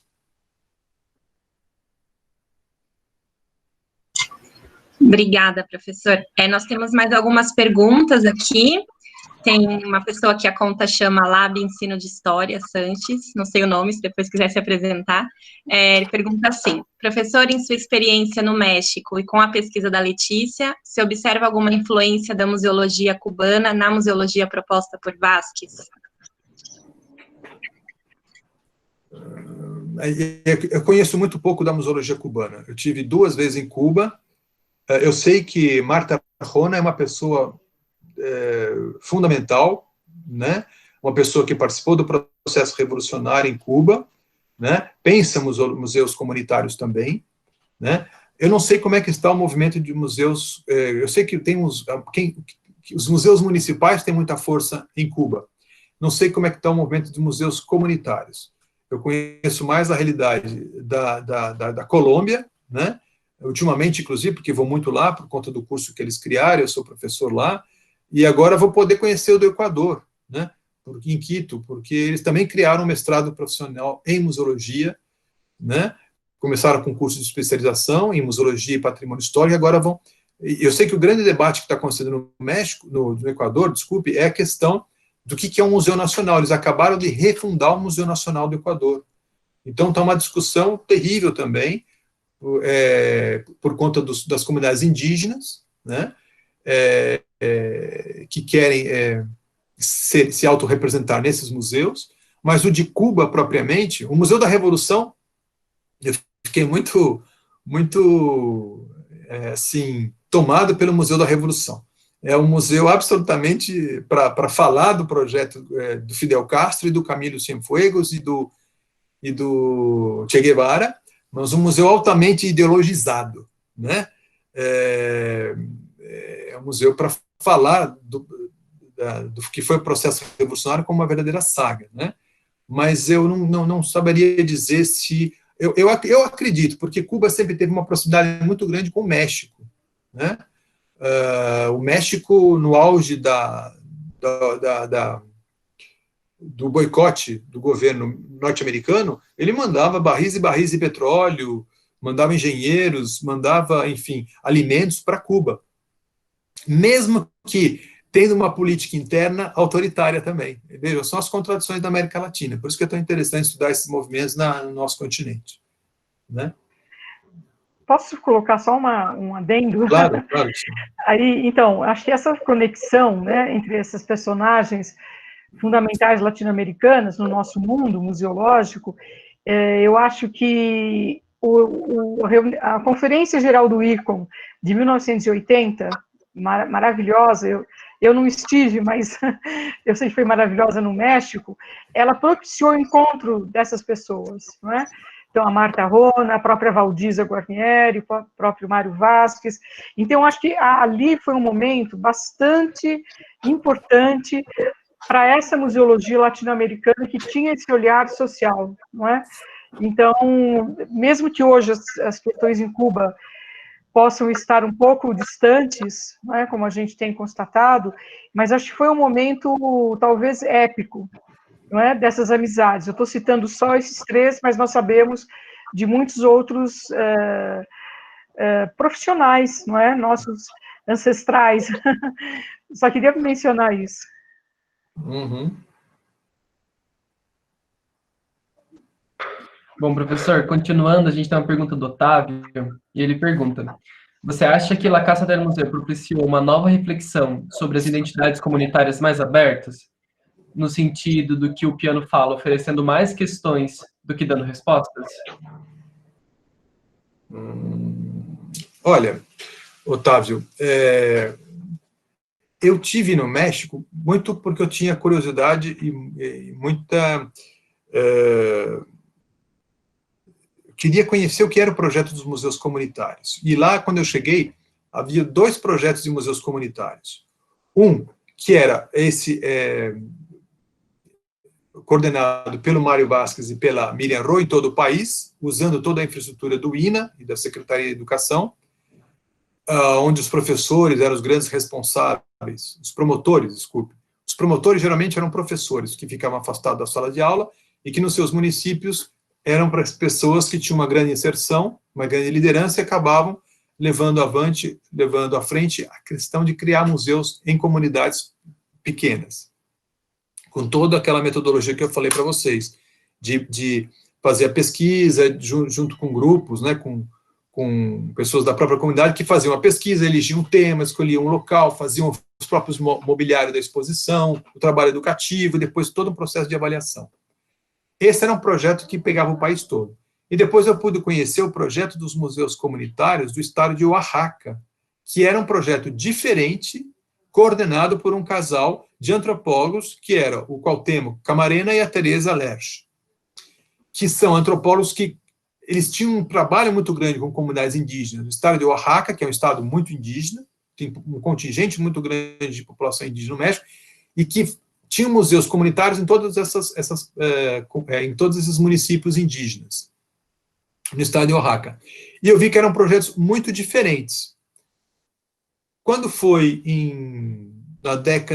no final da 2012, 2013, eu vi um projeto de um aluno da Escola Nacional de Conservação, Restauração e Museologia do México, que fazia mestrado, o Damian, que ele fez do seu tema de mestrado um projeto de criação de um museu comunitário no estado de Veracruz. Então, era pegar a experiência de Oaxaca e levar para Veracruz, para ver se era possível criar um museu comunitário nas mesmas bases de Oaxaca. E aí, ele me contava, e eu pude ver alguns vídeos, de alguns das pessoas que eram desses museus. E o discurso era o mesmo, quase 30 anos depois. Ou seja, que o museu tem que falar sobre identidade, que o museu tem que reforçar uma visão de identidade, e aí não caberia a pessoa que vem visitar o museu como turista. Essas comunidades, esses pequenos municípios, eles estão esvaziados, os jovens já foram embora, ou para os Estados Unidos ou para a Cidade do México. E esses museus não falam da problemática atual. Eles ficam no tal do resgate de uma identidade pré-hispânica, do passado da tradição indígena, que eu acho que já deu. Então, eu disse isso para a Teresa Leste e para o Cuauhtémoc Camarena, lá na Cidade do México, no seminário organizado pelo Manuel Gándara, que eu achava que museus comunitários, eles tinham que também estar abertos para as transformações, senão eles ficariam como museus do museu, mesmo sendo comunitários. Não é? A gente não pode cair nessa ideia falsa de que, por serem comunitários, eles trazem a última palavra. Eles também são alvo de disputas, de conflitos, disputas de memórias, enfim. E eu disse, o que eu ouvi até agora é que esses museus estão congelados no tempo, eles não estão abertos mais para mudança. E aí tem todo um outro movimento, que o Damian faz parte, de repensar esses museus. Ele trabalha em Oaxaca, só que agora ele está no ramo das bibliotecas. Mas ele também concordava comigo, porque esse estatismo mexicano de 70 anos de um mesmo partido no poder criou esses problemas de resgatar uma identidade no passado que já não fala mais as mudanças que o país está vivendo hoje. Esse conflito com os Estados Unidos, essa ida dos mexicanos para os Estados Unidos. Então, eu acho que os museus, os mesmos museus comunitários, eles não podem falar da comunidade como se fosse a última redenção, como se fosse a última palavra. Eles são fundamentais para se recriar, para se retomar debates sobre identidade, porque identidade, assim como a memória, ela é uma constante mudança, não é? A gente fala da memória com os pés no presente. A construção da memória é uma construção do presente. São as perguntas do presente que nos fazem olhar para o passado e nos fazem criar novos museus. Se nós não pudermos musealizar os debates atuais, as transformações nas quais nós estamos imersos, os museus acabam também ficando de fora, né? Então, nós não podemos sair de um museu elitista e irmos para um museu populista, que, na verdade, são faces da mesma moeda, né? Então, a gente tem que saber polemizar até como é que a gente transforma os museus comunitários, né? No México, na Colômbia, no Brasil, enfim, né? Em todas as realidades. Então, Otávio, eu acho que também está na hora dos museus comunitários, os mexicanos, eu estou falando agora especificamente, também se repensarem, né? Porque existem outros projetos acontecendo, outras demandas da sociedade acontecendo, e que esses museus de Oaxaca, por exemplo, não estão acompanhando, né? Enfim, era isso. Obrigada, professor. Tem mais uma pergunta aqui, mas antes eu só vou replicar o comentário da professora Judith Primo, que ela diz que nos seminários Musa Temas, eles vão fazer uma sessão sobre museologia cubana no início de novembro, então ótimo. Que a gente pode se encontrar lá, todo mundo. E tem uma pergunta da Emily Bertazzo, ela te parabeniza pela apresentação e gostaria de saber como é trabalhada a questão da preservação do patrimônio cultural na educação básica, para que as próximas gerações continuem preservando esse patrimônio tão importante. E essa pergunta, ela pergunta se essa conscientização existe desde cedo. No México, ela está perguntando. Eu acredito que sim. Olha, veja, no México, veja só, em 2016, quando acontece o golpe parlamentar da Dilma, aqui, o Ministério da Cultura ele é extinto. E os funcionários dos Ministérios da Cultura invadem as suas sedes e conseguem fazer com que o Temer volte atrás, né? Infelizmente, agora ele foi exterminado de vez e virou uma secretaria, foi extinto de vez e virou uma secretaria do Ministério do Turismo. O México criou uma Secretaria da Cultura em 2016 apenas. Todos os museus pertenciam à Secretaria de Educação. Então, como eu falei para vocês, o projeto de pensar um novo país, que sai de um processo revolucionário, que levou à morte 1 milhão de pessoas, de 1910 a 1917, foi um processo educativo, um processo de criação de uma identidade nacional apoiada na questão educativa. É onde a preservação do patrimônio, das criações das instituições e dos museus fez parte, e das bibliotecas, foi um projeto pensado pelo José Vasconcelos. Eu considero que esse projeto, ele continuou, e todos esses grandes intelectuais que participaram da política cultural mexicana, ele perdurou até, eu diria que o Mário Vasquez, por exemplo, é uma dessas pessoas. Né? Ele foi aluno desses intelectuais, ele viveu esse período todo, né? Esse mito da revolução, que vem até hoje, no México, né? O projeto de uma formação de uma identidade nacional, ela se apoiava fortemente na questão educativa. Vejam, o livro didático de História do México, ele era um único livro distribuído no país inteiro, até há 10 anos atrás. Distribuído gratuitamente, era escrito por grandes intelectuais, grandes historiadores. Né? Então, vejam, e eu não sei até que ponto eles podiam trazer uma visão crítica da história, porque é o Estado que os contratava. Né? A mesma coisa os pintores muralistas, mesmo sendo pintores de esquerda, militantes do Partido Comunista, né? O México é o único país que recebe o Leon Trotsky como exilado na década de 40. Quem são as pessoas que saem à frente apoiando a vinda do Trotsky para o México? Era a Frida Kahlo e o Diego Rivera. Depois eles rompem, depois que o Trotsky é assassinado, eles rompem com o Trotsky e voltam à linha stalinista do partido. Enfim, tem toda essa história. Quem viu o filme Frida sabe um pouco o que eu estou falando, desse contexto. Mas era um contexto muito efervescente, né? Com a própria história da própria Frida Kahlo, como mulher, enfim, com todos os problemas que ela tinha, do acidente que ela teve, enfim, mas ela tinha uma militância muito forte, política, cultural e nas artes plásticas. E eu considero que era um projeto que tinha fissuras, claro que teve fissuras, né? E que as fissuras chegaram muito recentemente, né? Então, foi sim um projeto muito bem pensado do ponto de vista educativo, cultural e político, de uma memória oficial, né, apoiada nas escolas. Veja, o nome do Ministério da Educação lá é Secretaria da Educação Pública.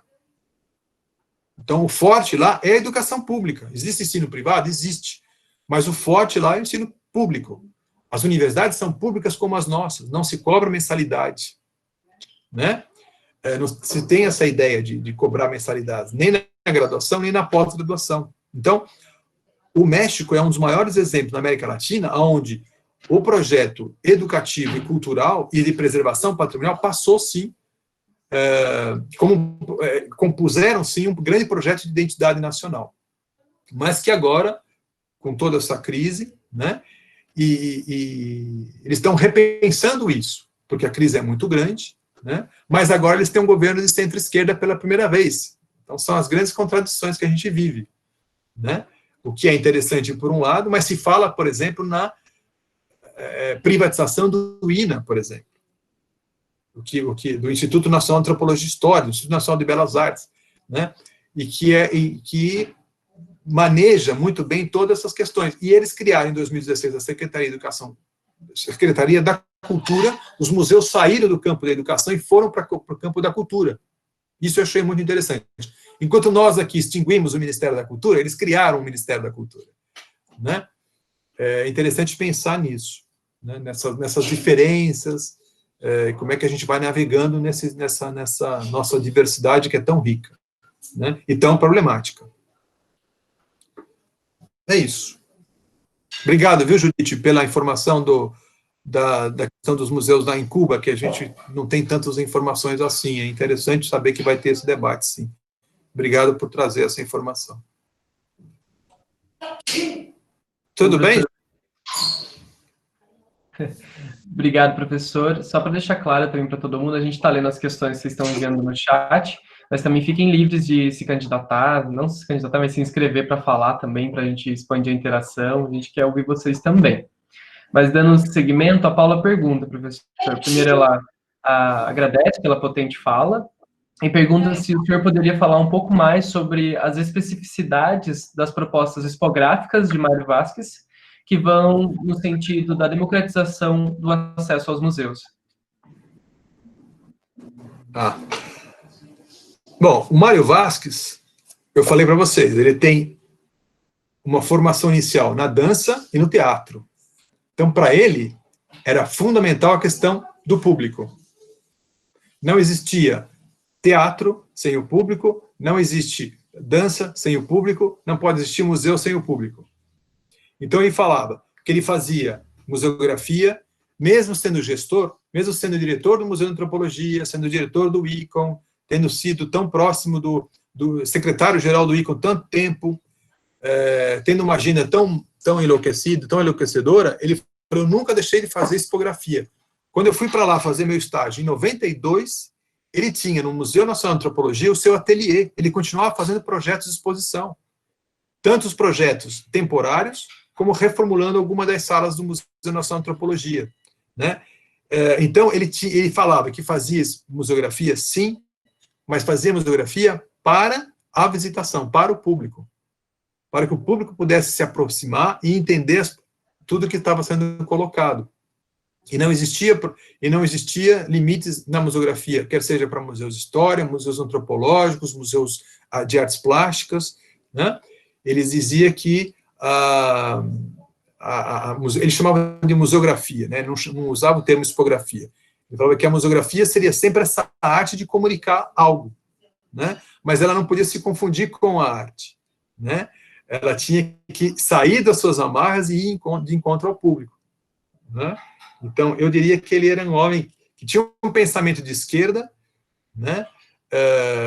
E que tinha uma preocupação muito grande com a questão dos direitos humanos, do acesso das crianças à escola, enfim, de um verdadeiro processo de democratização,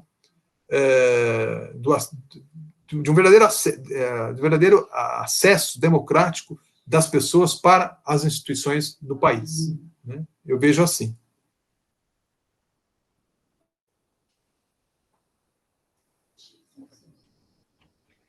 Nós temos mais questões? Não, professora, a gente passa para a senhora e fala Bem, algumas coisas. Nossa, foi uma noite e tanto. Eu acho que nós podemos encaminhar, não é, para o encerramento. Eu vou só fazer algumas palavras finais e depois eu passo para o Camilo, para realmente encerrar. Eu estou bastante emocionada, porque quando nós começamos esses encontros, não é, com os estudantes do nosso programa, foi muito num momento de muita aflição, não é, de todos nós. Nós estávamos começando a pandemia, estavam todos meio desnorteados, todos nós, e a ideia é que fosse realmente algo afetivo, né, um momento que nós poderíamos falar, trocar ideias. Isso foi crescendo, né, de uma maneira muito interessante. Os estudantes apresentaram seus trabalhos, conversamos, aqueles que estão no meio do trabalho, aqueles que já estão terminando, e depois discutimos também, não é, outros temas importantes para a museologia, e como eu falei no início, agora nós abrimos, que eu acho que abrimos com chave de ouro, essa rota para a apresentação dos professores, não é? Acho que o Camilo nos trouxe de uma maneira contundente mesmo, maravilhosa, esse olhar, né, sobre o Mário Vasquez, mas mais do que foi uma pessoa tão importante, né, mas mais do que isso, que eu acho que isso eu gostaria de sublinhar, a importância da perspectiva latino-americana para a museologia, não é? E nós não podemos pensar essa perspectiva sem esses desdobramentos histórico-culturais, como eu acho que o Camilo apresentou muito bem, super bem na questão do México, não é? E como essas influências ainda nos arrebatam, não é? Como elas são fortes. Eu avançaria para dizer que acho que essa museologia, com esses olhares, é que nós devemos realmente perseguir, não é? No bom sentido. Isso é que nos fala, isso que nos diz respeito, né? Nós, enfim, brasileiros, latino-americanos, não é? E o quanto ela é potente. Acho que o Camilo nos deu, né, de sobra, essas inspirações, esses estímulos. Camilo, muito obrigada, parabéns muitíssimo pela sua fala, pelas respostas, não é? E espero que a gente possa se encontrar muito em outros eventos, não é? Porque parece que os nossos contatos remotos continuarão, não é? Durante um bom tempo. Agradeço muitíssimo a colaboração dos estudantes, não é? Que são sempre 10, que nos ajudam a organizar esses eventos. Agradeço muito aos convidados, aos assistentes, às pessoas que estão conosco até agora. Então, Camilo, eu passo a palavra para você, para o encerramento, com profunda gratidão. Obrigada. Imagina. Bom, eu quero agradecer a oportunidade. Para mim sempre é um prazer muito grande. Acho que esses encontros são super férteis, super importantes, que outros venham, enfim, que possam prosseguir durante muito tempo. Agradeço aos alunos, os ex-alunos, ao convite da Cristina mais uma vez, a presença dos amigos, da Judite, né, do programa de museologia da Lusófona, lá de Lisboa. É uma honra que ela tenha estado com a gente. Para mim é sempre um prazer muito grande falar de uma experiência que para mim mudou muito a minha cabeça em relação à museologia, né? Que foi essa experiência no México, me fez até pensar, acabei efetivamente fazendo meu doutorado sobre essa experiência. Para mim foi muito significativa, né? E mais ainda pensar que depois alguém de fora do México vem fazer uma pesquisa aqui no Brasil e percebe traços dessa minha experiência no projeto que a gente desenvolve no Cotidiano do MAI, que é um projeto que a gente vem levando junto com o Maurício, com toda a equipe. A Cristina, quando era nossa diretora, também participou do projeto lá do Girassol.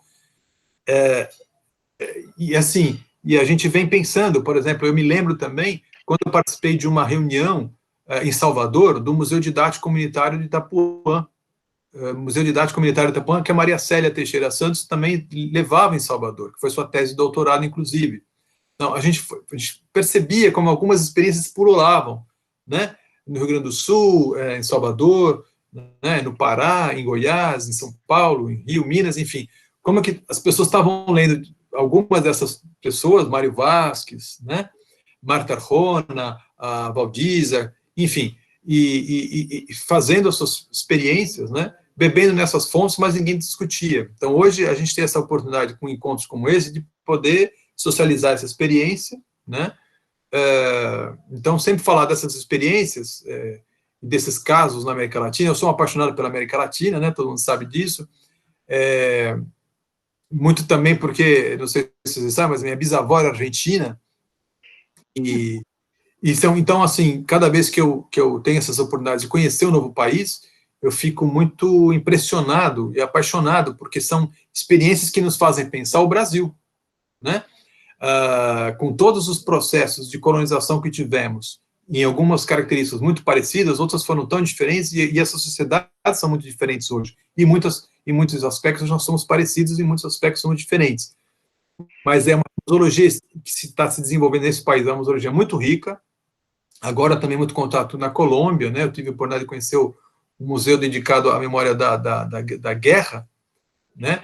Do conflito armado, que me deixou muito impressionado, lá num município no meio do Caribe colombiano, que a gente escreveu um artigo sobre isso, sobre esse museu, que é o Museu El Mochuelo.